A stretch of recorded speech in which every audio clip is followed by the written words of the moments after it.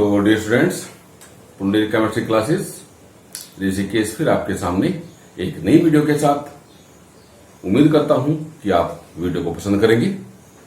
हमने पिछली वीडियो में alcohol, phenol and ether start किया था।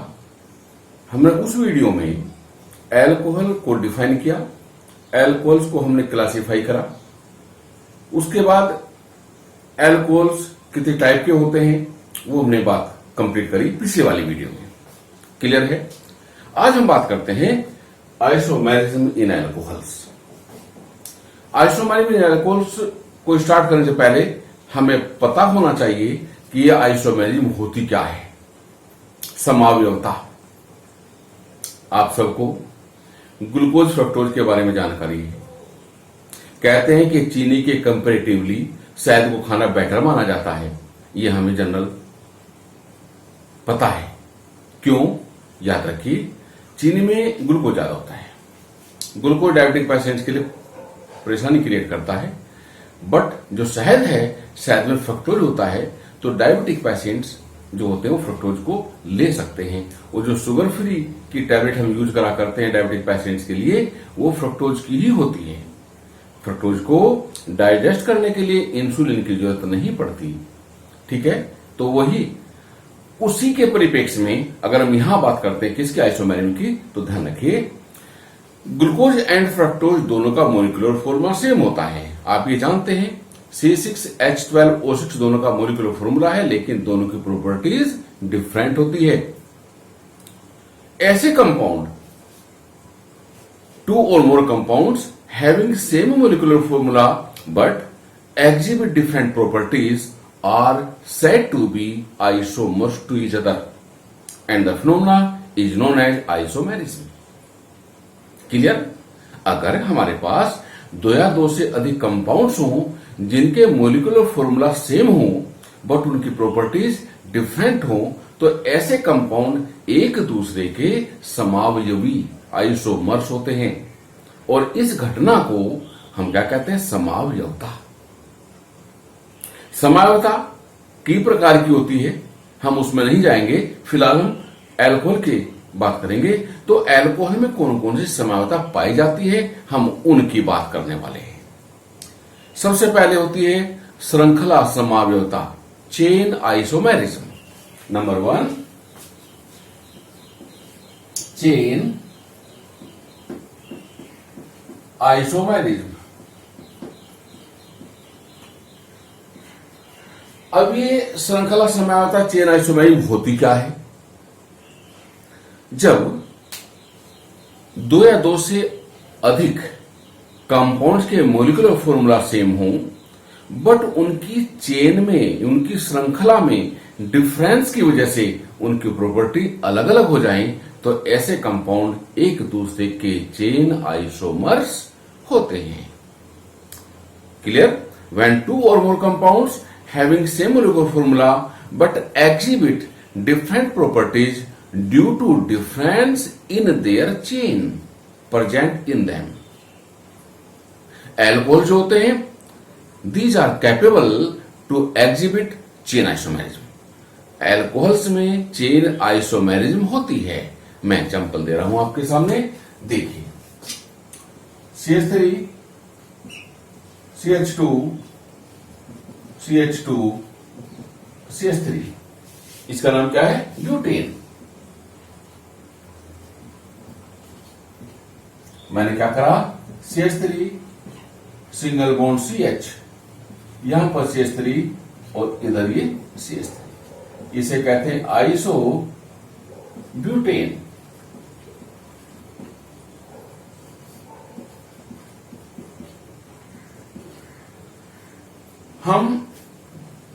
हमने बात करी, अभी हमने क्या कम करी है? अभी हाइड्रोकार्बन है, लेकिन हम बात किसी करें? अल्कोहल्स की, तो उसको हम अल्कोहल बना देते हैं। याद रखिए, ये जो लास्ट वाला CH3 है, इसका एक H हटा करके उसकी जगह क्या लगा दी? OH। अब ये क्या हो गया? ये हो गया ब्यूटेनॉल।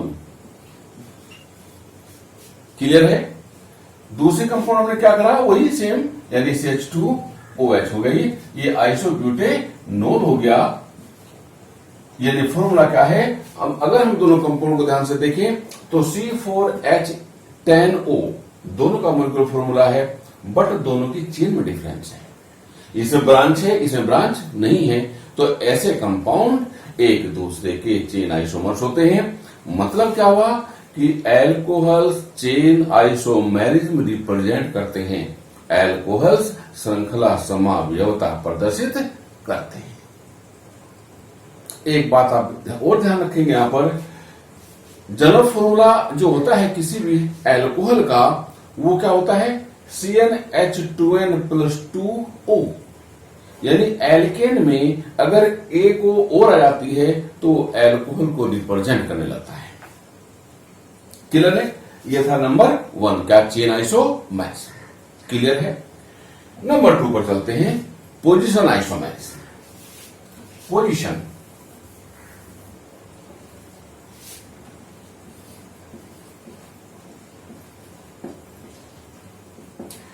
पोजीशन आइसोमेरिज्म में क्या हुआ, स्थान समावयवता। जब दो या दो से अधिक कंपाउंड्स के मोलिकुलर फॉर्मूला सेम हो, बट उनमें उपस्थित किसी सब्स्टिट्यूएंट ग्रुप की पोजीशन में डिफरेंस की वजह से उनकी प्रॉपर्टी अलग अलग हो जाए, तो ऐसे कंपाउंड्स एक दूसरे के स्थान समावयवी होते हैं। When two or more compounds having same molecular formula exhibit different properties due to different position of any substitutional group present in them। हम एल्कोहल की बात करें तो एल्कोहल में फंक्शनल ग्रुप OH होता है, तो एल्कोहल्स में क्या होगा कि OH ग्रुप की पोजीशन में डिफरेंस हो जाएगा। मैंने देखो भी एग्जांपल मिटाया नहीं है, अब मैं क्या करता हूं, पहले वाला तो रखता हूं एज इट इज, सेकेंड वाले में क्या करता हूं, OH की पोजीशन बदल देता हूं। यानी क्या है, ये ब्यूटेनॉल 1 है, कंप्लीट नाम उसका ब्यूटेनॉल 1, पहले वाले कंपाउंड ठीक कर लीजिए, चेन आइसोमेरिज्म में ये क्या था, ब्यूटेनॉल 1 पोजीशन पर ब्यूटेन और OH ग्रुप लगा हुआ है। क्लियर है बात?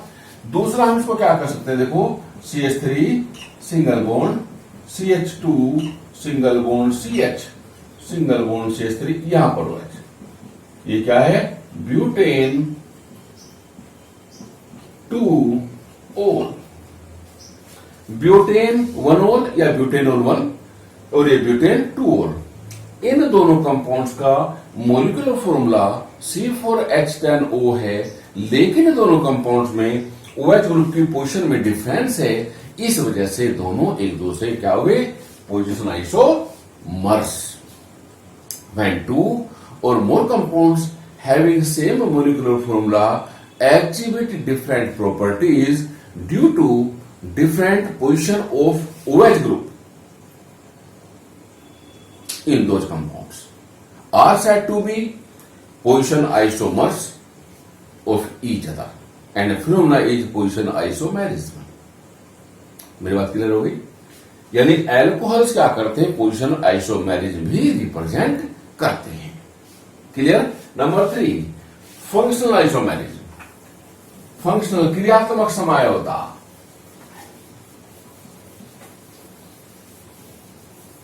नंबर 3 फंक्शनल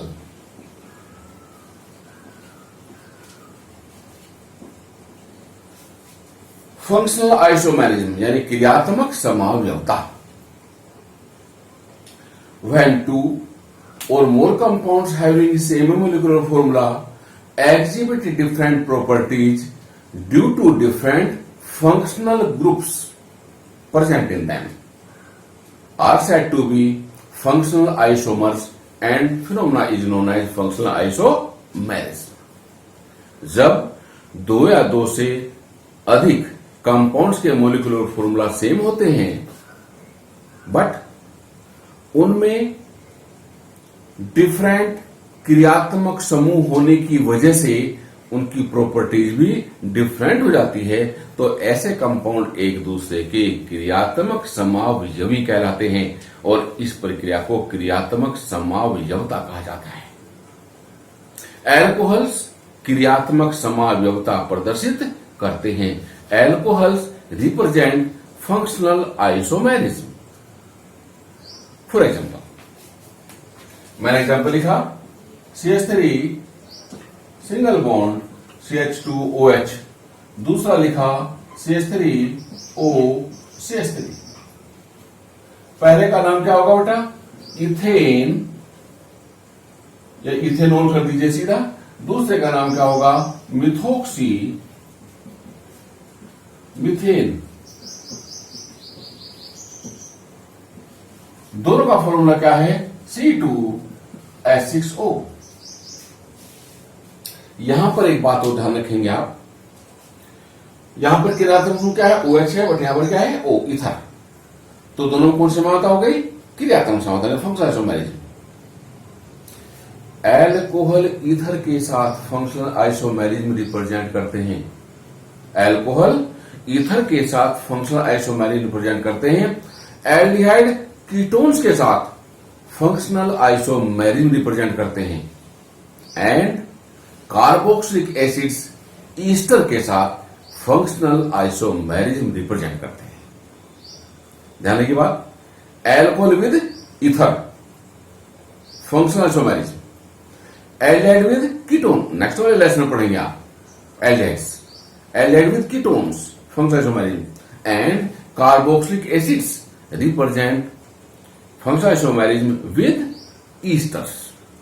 ये आपके तीनों काम आने वाली ये चीजें, आगे ध्यान रखेंगे। क्लियर है? अब ये कौन सी थी? Number 3। Number 4 optical isomerism. Optical isomerism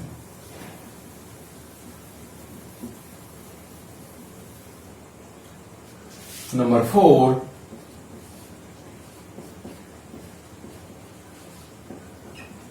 optical isomerism, प्रकाशिक समावयवता। इसके बारे में थोड़ी सी मैं आपको जानकारी दे दूं। प्रकाशिक समावयवता होती क्या है? 2 और मोर कंपाउंड्स के मॉलिक्यूलर फॉर्मूला सेम होते हैं। 2 और मोर कंपाउंड्स के मॉलिक्यूलर फॉर्मूला सेम होते हैं, बट इनका बिहेवियर प्लेन पोलराइज्ड लाइट, समतल ध्रुवित प्रकाश के प्रति भिन्न भिन्न होता है। जो प्रकाशिक समावयवी समतल ध्रुवित प्रकाश यानी प्लेन पोलराइट को क्लॉकवाइज डायरेक्शन में रोटेट कर सके, उसको डी यानी डेक्सो रोटेटरी कहा जाता है। जो एंटी क्लॉकवाइज डायरेक्शन में उसको रोटेट कर सके, उसे एल यानी लीवो रोटेटरी कहा जाता है। और जो दोनों डायरेक्शन में कर सके, उसे क्या कहते हैं? DL, meso mixture. क्लियर है? ये बहुत लंबी कहानी है, बाद में करेंगे उसके बारे में बात। फिलहाल हम खाली एल्कोहल की बात करते हैं। एल्कोहल्स ऑप्टिकल आइसोमेरिज्म यानी एल्कोहल्स प्रकाशिक समावयवता प्रदर्शित करते हैं। यहां एक बात और ध्यान रखेंगे आप कि जिन कंपाउंड्स में कम से कम एक या एक से ज्यादा असममित असिमेट्रिक कार्बन एटम होता है, सिर्फ वही प्रकाशिक समावयवता ऑप्टिकल आइसोमेरिज्म को रिप्रेजेंट कर सकते हैं। एल्कोहल में असमित कार्बन परमाणु होता है, असिमेट्रिक कार्बन परमाणु होता है। ये असिमेट्रिक कार्बन एटम क्या है? एसिमेट्रिक कार्बन एटम का मतलब होता है ऐसा कार्बन एटम जिसकी चारों वैलेंसी डिफरेंट टाइप के एटम और मॉलिक्यूल से लिंक्ड हो। For example CH3 CHOH CH2 CH3। दूसरा मैंने लिखा CH3 CHOH CH2 CH3। ये D फॉर्म है और ये L। H से OH की तरफ को प्लेन पोलराइज्ड लाइट घूमती है। कितने कार्बन है? 1 2 3 4। अगर दोनों को आप चेक करेंगे, दोनों का जो फॉर्मूला है वो C4H10O होगा। ये दोनों कंपाउंड एक दूसरे के ऑप्टिकल आइसोमर्स हैं। क्यों? दोनों में असिमेट्रिक कार्बन है। ये जो कार्बन एटम है ये असिमेट्रिक कार्बन एटम है। असिमेट्रिक कार्बन एटम, हम उस कार्बन एटम को कहते हैं जिसके चारों वैलेंसी डिफरेंट टाइप के एटम और मॉलिक्यूल से लिंक्ड हो। तो ये कार्बन है, देखो एक वैलेंसी S से लिंक्ड है, दूसरी OH से, इधर CH3 इधर C2H5। तो चारों वैलेंसी डिफरेंट टाइप के मॉलिक्यूल से अटैच्ड है। तो ऐसे कार्बन एटम को हम असिमेट्रिक कार्बन एटम बोलते हैं। तो मतलब क्या हुआ कि एल्कोहल प्रकाशिक समावयवता ऑप्टिकल आइसोमेरिज्म भी रिप्रेजेंट करता है। तो कितना आइसोमेरिज्म पढ़ी हमने? 4। एल्कोहल 4 तरह का आइसोमेरिज्म रिप्रेजेंट करते हैं। कौन कौन सी? Number 1 chain isomerism, number 2 position isomerism, number 3 functional isomerism and number 4 optical isomerism. Clear है? इसके बाद आपको कोई मोलिकुलर फॉर्मूला मिलेगा, उसके आपको आइसोमर्स बनाने होते हैं। वो हम अगली वीडियो में देने वाले हैं उस चीज को। आपके पास कोई मोलिकुलर फॉर्मूला है, वो कह देगा कि right all isomers of formula such and such, तो वो हम अगली वीडियो में देने वाले हैं। फिलहाल इतना ही। क्लियर है? Okay, thank you.